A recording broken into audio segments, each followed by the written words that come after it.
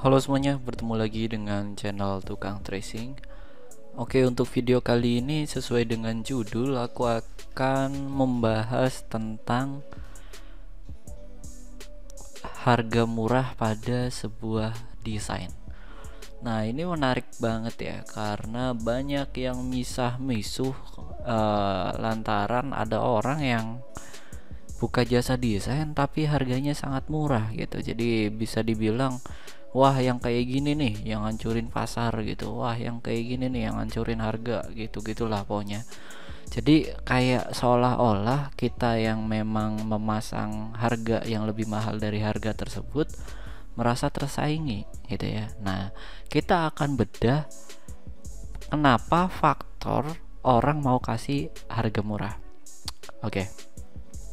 Selamat datang yang menemukan video ini, yang baru menemukan video ini, silakan tekan tombol subscribe dan boleh juga nyalakan lonceng notifikasinya supaya ketika Tukang Tracing upload video baru akan muncul notifikasi di layar kalian. Oke, fokus ke pembahasan. Setidaknya aku ada 4 poin di sini mengenai pembahasan tersebut. Kita akan bedah satu per satu ya. Oke. Yang pertama, ada kebutuhan pasar. Nah, ini juga salah satu faktor yang pertama kenapa orang mau kasih harga yang murah untuk sebuah desain.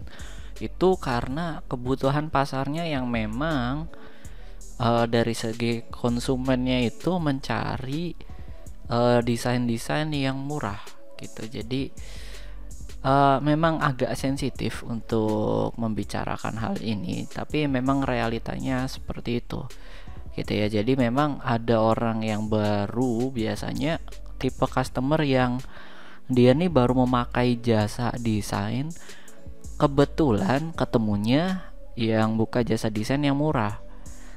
Nah, akhirnya mindset si customer ini kalau standarnya desain adalah segitu. Jadi ketika mau mampir ke tempat teman-teman yang notabene harganya lebih mahal dari harga tersebut, akhirnya customernya komplain karena yang dia tahu adalah harga awal pas dia masih baru pertama kali menggunakan jasa desain seperti itu. Oke. Itu faktor yang pertama ya, yang kebutuhan pasarnya gitu. Jadi kita nggak bisa pungkiri kalau hal ini memang menjadi faktor utama banget gitu ya. Apalagi kita bisa dibilang customer itu ada 3 jenis gitu ya: pasar atas, pasar bawah, dan pasar menengah. Nanti kita akan bahas itu di video yang lain ya. Untuk pembahasan ini pasti akan panjang banget ya, makanya aku fokuskan ke hal ini aja dulu, faktor-faktor yang bisa membuat harga desain itu sangat murah. Oke. Desain yang aku maksud di sini adalah secara general ya. Semuanya, mau desain kaos, mau desain logo, brosur, banner, dan lain sebagainya. Oke. Yang kedua adalah kebutuhan pribadi. Nah, kebutuhan pribadi ini ada dua sisi ya, teman-teman. Jadi ada dari kebutuhan pribadi dari desainernya, ada kebutuhan pribadi dari customernya. Jadi dua faktor itu, yang nomor dua ini, faktor itu yang menentukan harga desain itu jadinya murah dan laku gitu, karena kebutuhan pribadi masing-masingnya itu berbeda-beda. Contoh misalnya ada orang yang pengen bikin desain kaos untuk kebutuhan skala kecil, misalnya hanya untuk geng tongkrongan di gangnya, misalnya RT 10 gitu, pengen bikin kaos yang cuman ada berapa orang, itu kan kebutuhannya kecil. Nah, dari hal tersebut juga akhirnya ngaruh gitu loh ke harganya, dan budget yang mereka punya juga tidak terlalu besar. Akhirnya ketemu dengan orang yang menjual jasa desain murah, terbentuklah transaksi di situ. Jadi gimana ya, kita juga agak sulit untuk memungkiri hal itu, karena pasarnya juga ada orang-orang yang memang mencari desain-desain yang harganya di bawah pasar gitu ya, atau di harga murah gitu ya. Walaupun murah di sini sangat relatif, makanya dari tadi aku tidak menyebutkan nominalnya berapa. Cuman yang beredar, yang aku lihat di grup-grup, bahkan terakhir aku lihat ada yang orang posting menerima jasa desain logo, satu logonya 5.000 rupiah loh, bukan 5.000 dolar. Kalau 5.000 dolar ya it's okay gitu, itu mahal banget gitu kan. Itu 5.000 rupiah dan bisa bayar pakai pulsa, revisinya unlimited lagi ya kan. Jadi ya bingung juga gitu, mau kita ngelarang dia untuk posting, itu haknya dia gitu. Toh pasarnya juga ada. Masalah kualitas ya gitulah, masalah kualitas pasti ada harga juga, ada kualitas gitu. Jadi faktor kedua adalah kebutuhan pribadi dari sisi konsumen dan sisi desainernya gitu. Oke. Yang poin ketiga adalah status sosial, teman-teman. Nah, status sosial ini maksudnya apa? Maksudnya adalah status sosial atau status ekonomi dari kedua belah pihak. Ini mirip-mirip dengan poin yang kedua ya.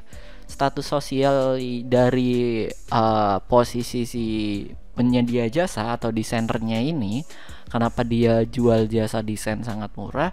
Karena status sosialnya dia bisa jadi itu adalah bukan bukan main income atau pemasukan utama dari pekerjaan yang dia lakukan. Ibaratnya gini, aku kasih analogi. Misalnya ada anak baru masuk SMA gitu, atau masuk SMK yang usianya antara 16 sampai 17 tahun gitu ya. Kemudian dia mengerti membuat sebuah desain, entah itu pakai software desktop atau pakai software HP. Karena sekarang HP pun udah banyak ya untuk software desain. Nah, hal ini dia nggak menjadikan profesi utama dalam pekerjaan itu gitu. Jadi akhirnya dia pikir gini, ya udahlah gitu, buat lumayan. Akhirnya dia posting buka jasa desain murah, karena dia pikir desain ini bukannya menghidupi dia, melainkan dia masih punya pemasukan utama, yaitu dari orang tuanya gitu, misalnya dari uang saku jajan sekolahnya gitu. Akhirnya dia pikir ya udahlah.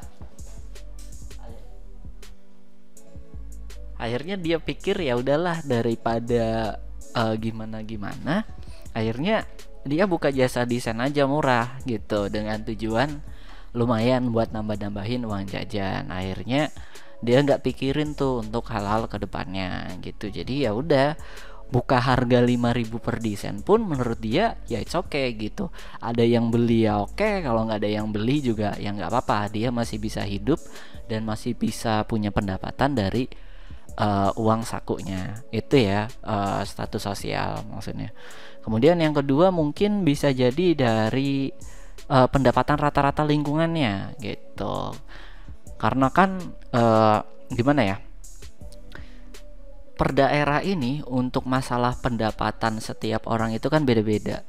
Kita nggak bisa menyamakan orang yang hidup di kota besar dengan orang yang hidup di desa gitu. Contohnya kita ambil misalnya di desa yang terpencil, contohnya mungkin yang harga makanannya pun masih sangat murah di sana. Bisa jadi mungkin 2.000 atau 3.000 rupiah bisa dapat satu nasi lengko atau nasi kuning gitu kan ya. Bisa jadi gitu. Akhirnya dia pikir dengan dia buka jasa nggak terlalu mahal, yang penting dia bisa menutupi kebutuhan hariannya dia gitu. Akhirnya ada terbentur mindset di situ, bahwasannya sosialnya dia aja, lingkungannya dia aja rata-rata pendapatannya segitu. Jadi sebisa mungkin dia menyamakan pekerjaannya dia sebagai tukang gambar atau tukang desain ini dengan lingkungan sekitar gitu. Jadi kembali lagi, untuk masalah status sosial ini berpengaruh juga. Orang-orang tersebut pasang harga murah gitu. Kemudian dari status sosial desainernya seperti itu, dari status sosial customernya juga sama.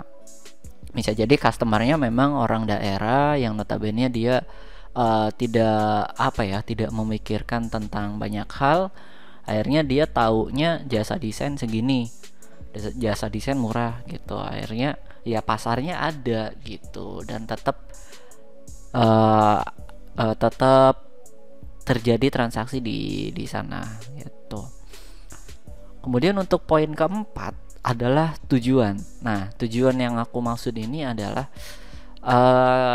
tujuan dari si desainer terutama. Jadi orang yang penyedia jasa desain ini, dia membuka jasa ini tujuannya apa? Apakah sebagai sampingan? Apakah sebagai pekerjaan utama? Atau sebagai iseng-iseng? Atau sebagai coba-coba aja? Ya kita nggak ada yang tahu motif di belakang orang-orang membuka jasa desain ini. Nah dari hal itu akhirnya terbentuklah harga yang murah tadi. Bisa jadi tujuannya dia hanya iseng-iseng. Dia bisa desain, mungkin dia lagi kuliah atau lagi sekolah dan sekolahnya lagi libur gitu, nggak ada kerjaan harus ngapain. Dia ngerasa dia punya skill untuk desain, akhirnya buka jasa desain dengan pikiran dia ya udah iseng-iseng aja gitu, kasih harga yang murah, kasih harga yang di bawah pasar, dan sah-sah aja gitu, toh pada akhirnya ada yang beli juga. Nah itu beda lagi dengan tipikal desainer yang dia nih ada tujuannya ini menjadikan desain ini sebagai main income-nya dia atau sebagai pemasukan utamanya dia. Itu beda lagi ceritanya, karena kan dia nggak mungkin pasang harga murah karena ini pemasukan utama dia gitu. Kalau dia kasih harga murah ya nanti uang yang dia dapetin atau earning yang dia dapetin sedikit dan nggak bisa nutupin kebutuhannya gitu. Aku juga sering kok dapet customer yang kerap kali membandingkan membandingkan harga yang aku patok dengan harga di luar sana, dibilang kemahalan atau terlalu mahal dan lain sebagainya. Karena ya itu tadi, aku memposisikan untuk desain ini adalah pemasukan utama dan pekerjaan utama juga. Di luar dari ini ya nggak ada gitu loh. Makanya aku sebisa mungkin aku riset harga yang normal berapa dan lain sebagainya. Makanya dari hal itu aku bisa tahu gitu lah, hasil riset aku bisa bagikan ke teman-teman, terutama pembahasan yang kita bahas kali ini, yaitu tentang kenapa harga desain murah atau kenapa orang mau buka jasa desain murah. Nah itu karena riset kecil-kecilan, akhirnya aku punya infonya dan aku bagikan, ya jadilah video ini gitu ya. Jadi ada setidaknya ada 4 faktor yang menentukan harga itu bisa murah, kemudian harga jasa desain yang murah. Setidaknya ada 4 faktor. Sebetulnya kalau kita bedah lagi secara rinci banyak banget faktornya, tapi menurut aku itu masih ada keterkaitan dengan 4 poin yang aku sebutkan tadi gitu ya. Oke, secara kesimpulannya mungkin teman-teman bisa simpulkan sendiri, atau boleh aku kasih kesimpulan lagi secara singkat ya. Yang kebutuhan pasar yaitu mengenai harga desain yang murah ini, kebutuhan pasar dari customernya memang ada dan penyedia orang yang buka jasa desainnya juga ada. Akhirnya hal tersebut tetap terjadi, kita nggak akan bisa mau gimana-gimana gitu kan. Oke, kemudian yang kebutuhan pribadi juga untuk masalah tadi, dia beli desain itu untuk apa dan lain sebagainya.